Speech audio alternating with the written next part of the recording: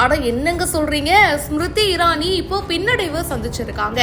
நாடாளுமன்ற தேர்தல் வாக்கு எண்ணிக்கை இன்னைக்கு நடக்குது. சோ எலெக்ஷன் ரிசல்ட் எப்படி இருக்கும் அப்படின்னு சொல்லிட்டு ஒரே பரபரப்பா இருக்கு. அண்ட் அந்த வரிசையில அமேதி தொகுதியில ஸ்மிருதி இரானி பின்னடைவு.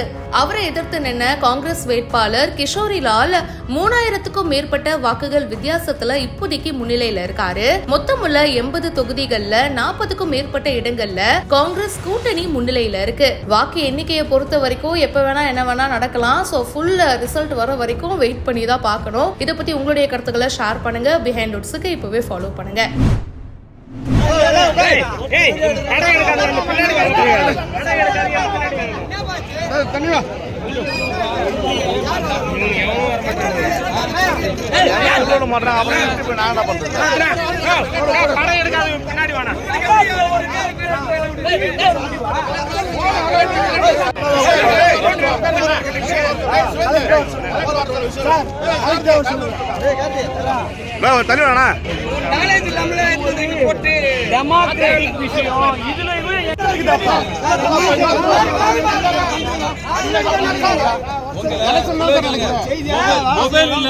உள்ள போய் ஒண்ணும் பண்ண முடியாது.